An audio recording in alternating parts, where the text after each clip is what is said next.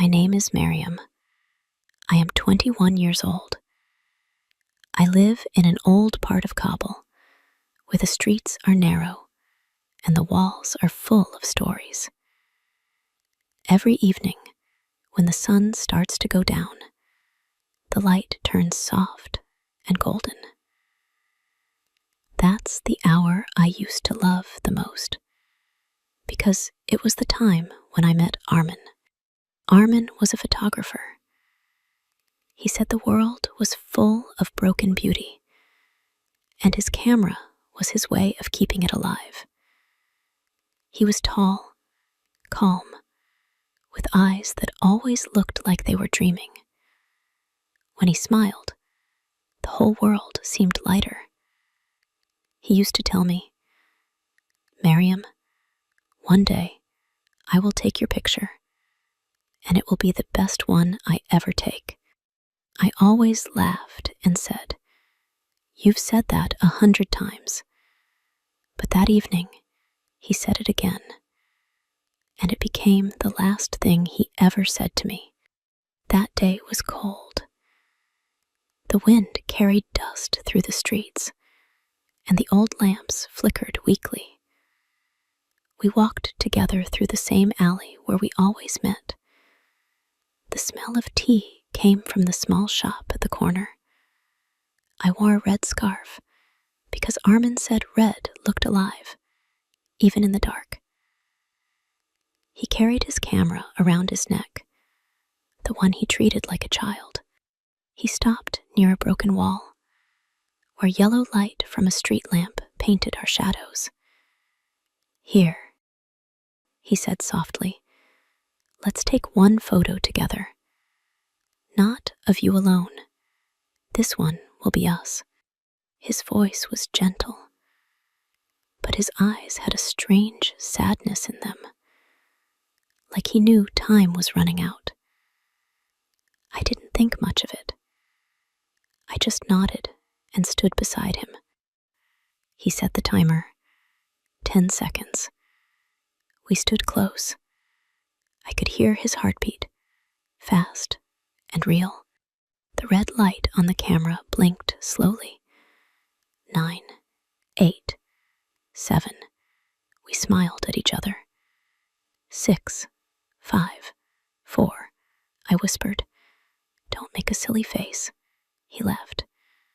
That laugh, it still lives in my head. 3, 2, then it happened.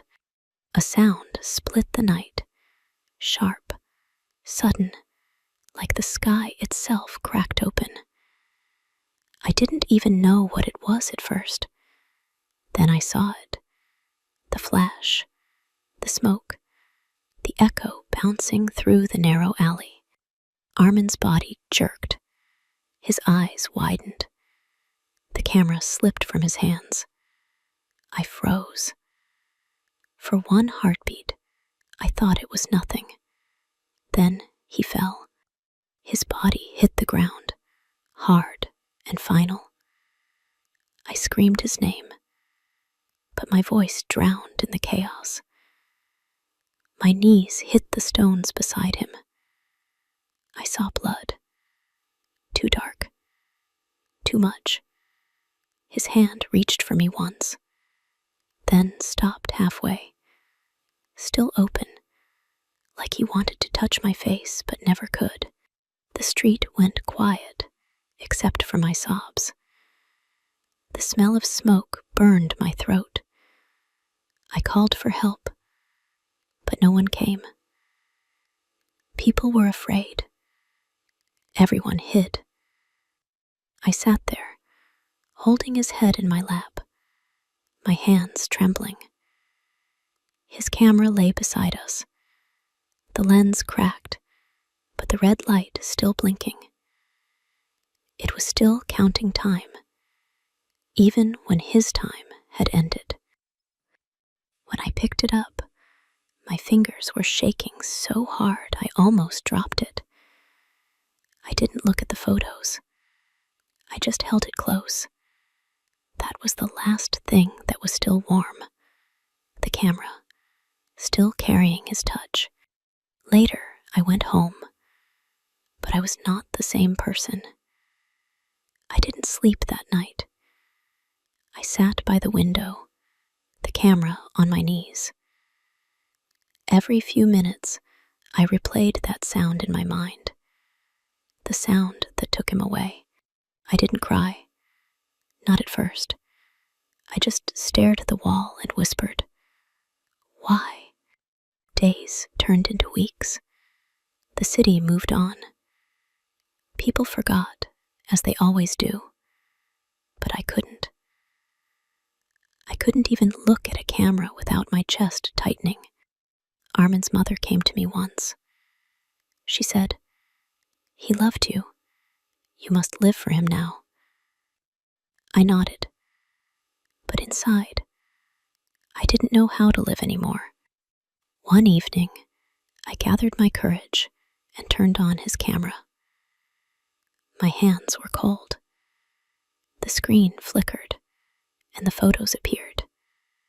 People, streets, faces, moments he had saved from disappearing.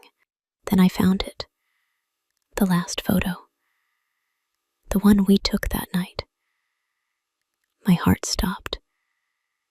It was half a photo, half of my face, smiling. A frozen second of joy before the world ended. The other half was empty, just darkness. But in that darkness, a blurred hand was reaching out.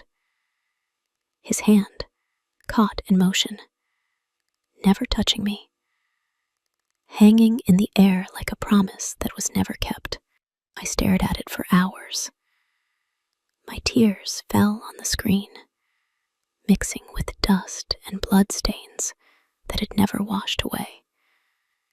That picture was more than a photo. It was a wound, still open, still breathing. I printed it the next day. I kept it in a small frame beside my bed. Every morning, I look at it before I start my day. Sometimes I smile, even though the smile hurts. It reminds me that once, even in a broken world, I was loved by someone who saw beauty in everything, even in the dark. Years have passed. I still walk through that alley sometimes. The wall is gone now, replaced by new bricks. The light is brighter. But every time I step there, I feel the same cold air, the same echo of laughter that never finished. I imagine him beside me, camera in hand, saying, "Just one more photo, Miriam." I never became a photographer, but I learned how to see through his eyes. I take pictures in my mind. The old man selling tea, the children chasing each other, the woman carrying flowers through dust. I see them the way he would have seen them, full of life, even in sadness. People often ask about the photo on my wall.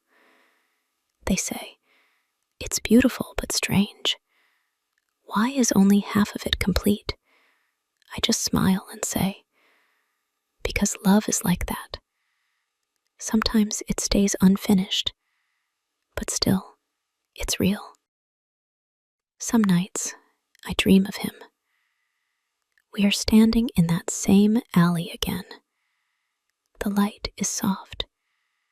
He sets the timer. I hear the countdown. 10, 9, 8. I smile. 7, 6. He looks at me. 5, 4. His eyes are calm this time. 3, 2. And this time, before the shutter clicks, he takes my hand. The sound comes, not of a gun, but of the camera. A small click. I wake up with tears and a strange peace in my heart. Because in my dream, the photo finally finished.